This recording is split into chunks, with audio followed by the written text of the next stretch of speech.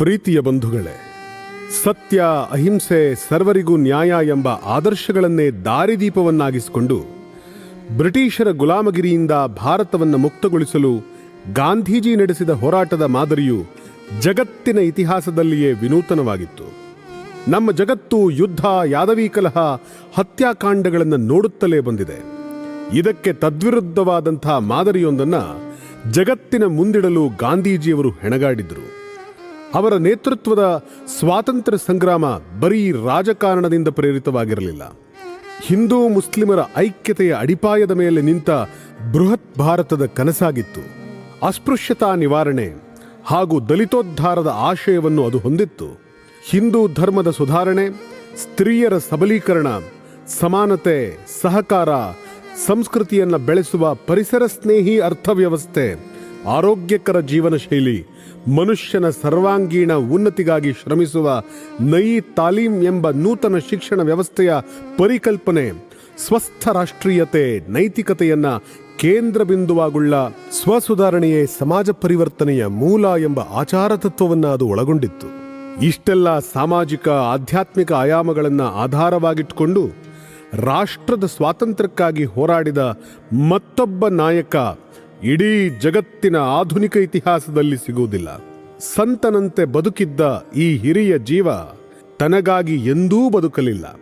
ಆದರೂ ಕೂಡ ಇವರ ಆದರ್ಶಗಳನ್ನು ದ್ವೇಷಿಸುವ ಕುತಂತ್ರಿಗಳ ಗುಂಡಿಗೆ ಬಲಿಯಾಗಿ ಅವರು ಹುತಾತ್ಮರಾಗಬೇಕಾಯಿತು. ಕರ್ನಾಟಕಕ್ಕೂ ಗಾಂಧೀಜಿಗೂ ಅನ್ಯೋನ್ಯವಾದಂಥ ಸಂಬಂಧ. 1915ರಿಂದ 37ರ ಅವಧಿಯಲ್ಲಿ ಅವರು 19 ಬಾರಿ ನಮ್ಮ ನಾಡಿಗೆ ಭೇಟಿ ಕೊಟ್ಟಿದ್ದರು. ತಮ್ಮ ಇಡೀ ಜೀವನದಲ್ಲಿ ಅವರು ಅಖಿಲ ಭಾರತದ ಕಾಂಗ್ರೆಸ್ ಅಧಿವೇಶನದ ಅಧ್ಯಕ್ಷತೆ ವಹಿಸಿದ್ದು ಒಂದೇ ಒಂದು ಬಾರಿ. ಅದು 1924ರಲ್ಲಿ ನಮ್ಮ ಬೆಳಗಾವಿಯಲ್ಲಿ ಜರುಗಿದ ಅಧಿವೇಶನದಲ್ಲಿ ಎಂಬುದು ಕರ್ನಾಟಕದ ಪಾಲಿನ ಅತ್ಯಂತ ದೊಡ್ಡ ಸೌಭಾಗ್ಯ. ಆಗ ಸ್ವಾತಂತ್ರ್ಯ ಚಳುವಳಿ ಅತ್ಯಂತ ಕಠಿಣ ಪರಿಸ್ಥಿತಿಯಲ್ಲಿ ಸಿಲುಕಿತ್ತು.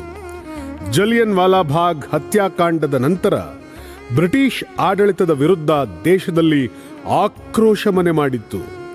ಅಸಹಕಾರ ಆಂದೋಲನವು ಹಿಂಸಾತ್ಮಕ ತಿರುವು ಪಡೆದುಕೊಂಡಿದ್ದರಿಂದ ಜನರಲ್ಲಿ ನಿರಾಸೆಯ ಕಾರ್ಮೋಡ ಕವಿದಿತ್ತು ಹಾಗೂ ಭವಿಷ್ಯದ ದಿಕ್ಕು ತಿಳಿಯದ ವಾತಾವರಣ ನಿರ್ಮಾಣವಾಗಿತ್ತು. ಅಲ್ಲಲ್ಲಿ ಹಿಂದೂ ಮುಸ್ಲಿಮರ ಕಲಹದ ಕಿಡಿಗಳು ಎದ್ದಿದ್ದವು. ಇಂಥ ಬಿಕ್ಕಟ್ಟಿನ ಸ್ಥಿತಿಯಲ್ಲಿ 39ನೇ ವಾರ್ಷಿಕ ಕಾಂಗ್ರೆಸ್ ಅಧಿವೇಶನ ಕರ್ನಾಟಕದಲ್ಲಿ ನಡೀಬೇಕು, ಅದರಲ್ಲೂ ಬೆಳಗಾವಿಯಲ್ಲಿ ಜರುಗಬೇಕು, ಗಾಂಧೀಜಿಯೇ ಅದರ ಅಧ್ಯಕ್ಷತೆಯನ್ನು ವಹಿಸಬೇಕು ಎಂದು ಗಂಗಾಧರ್ ರಾವ್ ದೇಶಪಾಂಡೆ ಅವರಂತಹ ಧುರೀಣರು ಪ್ರಯತ್ನ ನಡೆಸಿದರು. 1924ರ ಡಿಸೆಂಬರ್ 26 ಮತ್ತು 27ರಂದು ಜರುಗಿದ ಈ ಮಹಾ ಅಧಿವೇಶನದ ಇತಿಹಾಸವನ್ನ ನಾವೆಂದಿಗೂ ಮರೆಯುವುದಕ್ಕೆ ಸಾಧ್ಯವಿಲ್ಲ. 100 ವರ್ಷ ಕಳೆದರೂ ಈ ಅಧಿವೇಶನದ 5 ಸಂದೇಶಗಳು ಇಂದಿಗೂ ನಾಳೆಗೂ ಪ್ರಸ್ತುತವಾಗಿದ್ದಾವೆ. ಗಾಂಧೀಜಿಯವರು ಈ ಅಧಿವೇಶನದಲ್ಲಿ ಪ್ರಮುಖ 5 ನಿರ್ಣಯಗಳನ್ನು ಕೈಗೊಂಡರು.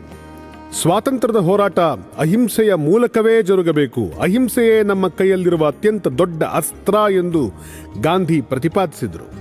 ಗಾಂಧೀಜಿಯ ಅಧ್ಯಕ್ಷೀಯ ಭಾಷಣವನ್ನು ಓದಿದರೆ ಅದರಲ್ಲಿನ ಪ್ರಾಮಾಣಿಕತೆ, ಆತ್ಮಪರೀಕ್ಷೆ, ಸತ್ಯನಿಷ್ಠೆ, ತಮ್ಮ ವಿರೋಧಿಗಳನ್ನೂ ಗೌರವಿಸಿ ಪಕ್ಷ ಹಾಗೂ ದೇಶದಲ್ಲಿ ಒಗ್ಗಟ್ಟು ಬೆಳೆಸುವ ಅವರ ಪ್ರಯತ್ನಗಳು ಅಚ್ಚರಿ ಮೂಡಿಸುತ್ತವೆ. ನನ್ನ ವಿರೋಧಿಗಳು ರಾಷ್ಟ್ರದ್ರೋಹಿಗಳಲ್ಲ. ನನ್ನನ್ನು ಟೀಕಿಸುವವರಿಗೂ ಬೆಂಬಲಿಸುವವರಿಗೂ ಕಾಂಗ್ರೆಸ್ನಲ್ಲಿ ಸಮಾನ ಸ್ಥಾನವಿದೆ. ಪರಸ್ಪರ ಸಹಿಷ್ಣುತೆ ಹಾಗೂ ಸಹಕಾರವು ರಾಜಕಾರಣದಲ್ಲಿ ಅಹಿಂಸೆಯ ಲಕ್ಷಣಗಳು ಎಂದು ಅವರು ಹೇಳಿದ್ದರು. ಹೀಗೆ ವಿಚಾರ ಮಾಡೋ ನಾಯಕರು ಇಂದು ಅತ್ಯಂತ ವಿರಳವಾಗಿದ್ದಾರೆ. 2ನೇ ಮುಖ್ಯ ನಿರ್ಣಯವಾಗಿ ಗಾಂಧೀಜಿಯವರು ಪ್ರಾಹಿಬಿಷನ್ ಆಫ್ ಆಲ್ಕೋಹಾಲ್, ಪಾನ ನಿಷೇಧದ ಕುರಿತು ತಮ್ಮ ಗಟ್ಟಿ ನಿರ್ಣಯವನ್ನ ಇಲ್ಲಿ ಹೊರಡಿಸಿದ್ರು. 3ನೇದಾಗಿ ಬ್ರಿಟಿಷರ ಆರ್ಥಿಕ ಶೋಷಣೆಯ ವಿರುದ್ಧ ಭಾರತೀಯರನ್ನ ಒಂದುಗೂಡಿಸಲು, ಬಡವರನ್ನ ಸ್ವಾವಲಂಬಿಗಳನ್ನಾಗಿ ಮಾಡಲು ಖಾದಿ, ಚರಕ ಮತ್ತು ಗ್ರಾಮೋದ್ಯೋಗ ಒಂದು ಪ್ರಬಲ ಅಸ್ತ್ರ ಎಂಬ ತಮ್ಮ ಸಿದ್ಧಾಂತವನ್ನ ಗಾಂಧೀಜಿ ಬೆಳಗಾವಿಯಲ್ಲೂ ವಿವರಿಸಿದರು. ಆಧುನಿಕ ತಂತ್ರಜ್ಞಾನದಿಂದ ಇಂದಿನ ಭಾರತ ಆಮೂಲಾಗ್ರವಾಗಿ ಬದಲಾಗಿದ್ದರೂ ಆರ್ಥಿಕ ವ್ಯವಸ್ಥೆ ಯಾವಾಗಲೂ ಅಹಿಂಸಾತ್ಮಕವಾಗಿ ಇರಬೇಕು, ಸಮಾನತೆಯನ್ನು ಬೆಳೆಸುವಂಥದ್ದಾಗಿರಬೇಕು ಎಂಬ ಖಾದಿಯ ಮೂಲ ಸಂದೇಶ ಇಂದಿಗೂ ಅರ್ಥಪೂರ್ಣವಾಗಿಯೇ ಇದೆ ಅಲ್ಲವೇ? ಗಾಂಧೀಜಿಯವರ 4ನೇ ಕರೆ ಇದಾಗಿತ್ತು. ಹಿಂದೂ ಮುಸ್ಲಿಂ ಏಕತೆಗಾಗಿ ಗಾಂಧೀಜಿ ಕೊಟ್ಟಂತ ಮಹಾಮಂತ್ರವೇ ಪ್ರತಿ ಹಿಂದುವು ಮುಸಲ್ಮಾನನ ಪಕ್ಷಪಾತಿಯಾಗಬೇಕು ಹಾಗೂ ಪ್ರತಿ ಮುಸಲ್ಮಾನನು ಹಿಂದೂವಿನ ಪಕ್ಷಪಾತಿಯಾಗಬೇಕು.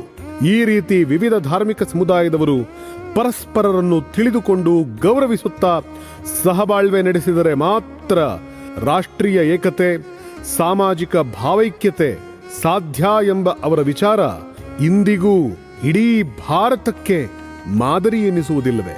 ಗಾಂಧೀಜಿಯವರು 5ನೆಯ ನಿರ್ಣಯವಾಗಿ ಅಸ್ಪೃಶ್ಯತೆ ಒಂದು ವಿಷ, ಅದನ್ನು ಕಿತ್ತು ಹಾಕದೆ ಹೋದರೆ ಅದು ಸ್ವರಾಜ್ಯಕ್ಕೆ ಒಂದು ಆತಂಕ ಹಾಗೂ ಹಿಂದೂ ಸಮಾಜಕ್ಕೆ ಘಾತಕ. ಕಾಂಗ್ರೆಸ್ಸಿನಲ್ಲಿರುವ ಪ್ರತಿ ಹಿಂದುವು ಈ ಆತಂಕವನ್ನು ತೆಗೆದುಹಾಕಬೇಕು. ರಾಜಕೀಯ ಗುರಿಗಳನ್ನು ಸಾಧಿಸಲು ದಲಿತ ವರ್ಗದವರನ್ನು ಉಪಯೋಗಿಸಿಕೊಳ್ಳುತ್ತಿರುವ ಮಾತು ಕೇಳಿ ಬರುತ್ತಿದೆ. ಈ ಬಗ್ಗೆ ಹಿಂದೂಗಳಿಗೆ ನಾನು ಎಚ್ಚರಿಕೆಯನ್ನು ಕೊಡಬಯಸುತ್ತೇನೆ. ಅಸ್ಪೃಶ್ಯತಾ ನಿವಾರಣೆಯ ಮೂಲಕ ದಲಿತ ವರ್ಗಗಳಿಗೆ ಮತ್ತೆ ಸ್ವಾತಂತ್ರ್ಯವನ್ನು ತಂದುಕೊಡುವವರೆಗೆ ಹಿಂದೂಗಳಿಗೆ ಸ್ವರಾಜ್ಯವನ್ನು ಕೇಳುವ ಹಕ್ಕಿಲ್ಲ ಎಂದು ಗಾಂಧೀಜಿ ಸಾರಿದರು. ಅಸ್ಪೃಶ್ಯತಾ ನಿವಾರಣೆಯು ಕೃತಿಯಿಂದ ಸಾಧ್ಯವೇ ವಿನಃ ಭಾಷಣದಿಂದಲ್ಲ ಎಂಬುದು ಗಾಂಧೀಜಿಯವರ ನಂಬಿಕೆಯಾಗಿತ್ತು. ಅದಕ್ಕಾಗಿ ಅಧಿವೇಶನದ ಸ್ಥಳದಲ್ಲಿ ಸಫಾಯಿ ಕೆಲಸ ಮಾಡುವ ಕಾಂಗ್ರೆಸ್ ಸೇವಾದಳದ ಸ್ವಯಂ ಸೇವಕರಲ್ಲಿ ಮೇಲ್ವರ್ಗದವರೇ ದೊಡ್ಡ ಸಂಖ್ಯೆಯಲ್ಲಿ ಇರಬೇಕು ಎಂದು ಕಡ್ಡಾಯ ಮಾಡಿದರು. ಹೀಗಾಗಿ ಎನ್.ಎಸ್. ಹಾರ್ಡಿಕರ್ ಅವರ ನೇತೃತ್ವದಲ್ಲಿ ಕಾಕಾ ಖಾರಖಾನಿಸಾ, ವಾಮನ್ ರಾವ್ ದೇಸಾಯಿಯಂತಹ ಸವರ್ಣೀಯರು ಸಂತೋಷದಿಂದ ಮಲಮೂತ್ರಗಳ ಬುಟ್ಟಿಗಳನ್ನು ಹೊತ್ತು ಸ್ವಚ್ಛಗೊಳಿಸಿದರು. ಅಷ್ಟೇ ಅಲ್ಲ, ಇಡೀ ಜೀವನದುದ್ದಕ್ಕೂ ದಲಿತೋದ್ಧಾರದ ಕಾರ್ಯ ನಡೆಸಿದ್ರು. ಈ ರೀತಿ ಸಮಾಜದಲ್ಲಿ ಹೊಸ ಜಾಗೃತಿಯನ್ನು ತಂದಂತ ಬೆಳಗಾವಿಯ ಅಧಿವೇಶನವನ್ನ, ಅದರ ಆದರ್ಶಗಳನ್ನ ಈ ಸಮಾಜ ಎಂದಿಗೂ ಮರೆಯಲು ಸಾಧ್ಯವಿಲ್ಲ. ಇದೇ ಗಾಂಧೀಜಿಯವರ ಕನಸಿನ ಭಾರತ. ಈ ಭಾರತ ಗಾಂಧಿ ಭಾರತ. ಗಾಂಧಿ ಭಾರತ.